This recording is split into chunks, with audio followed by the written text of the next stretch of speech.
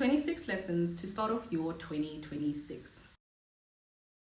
Hi there, if you don't know me, I'm Oria Chilwani, chat everything personal finance and a little bit of lifestyle just here and there. So today we're in lesson number 2 of our 26 lessons, and lesson number 2 is stick to your budget. Now you've probably heard this thousands and thousands of times, and I know it's not something that's like so easy to do because life really does happen and all the unexpected expenses start piling up, and suddenly there's not enough money, and suddenly the budget is just not enough. You just end up feeling financially stressed. So in 2026, we're going to stick to the budget. I want you to think about it differently from the other years. Instead of just putting numbers down and just estimating what you think you're going to spend, let's first start by changing how we think about our budgets. You think of time off, or you thinking about your needs and you feel exhausted. What do? You plan, right? You plan that I'm going to rest on set day.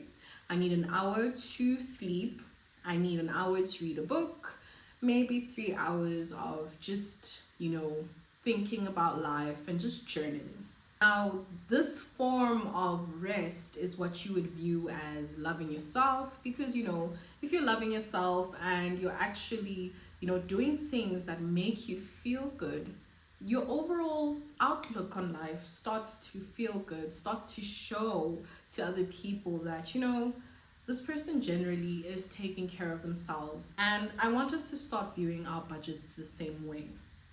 Yes, we're not just going to say 100 Rand there and 200 Rand there. No, we're going to look at our statements, and most of our banks are actually advanced. They can show you estimates of how much you've been roughly spending for the last 3-6 months on a particular expense, and then you can use that average to get you started. Now, if you just want an exact baseline, you could actually just go to the previous month and see how much it cost you, but I think having that average really could do wonders. And when you're putting these numbers down and you're looking at it, you're also looking at, how am I loving myself? I'm not punishing myself by putting a certain number.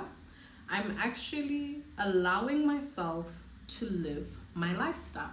And we all have different lifestyles, and that's perfectly okay. What is important to me may not be important to you. So if I put a certain figure based again on the estimates and you put less or more, it again depends on your needs. But this way, we're not here to judge. I'm not here to judge your budget, because it should really be between you and yourself. And you shouldn't judge yourself for your budget.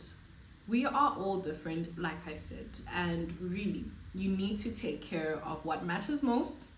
You need to take care of your responsibilities, but you also need to take care of yourself.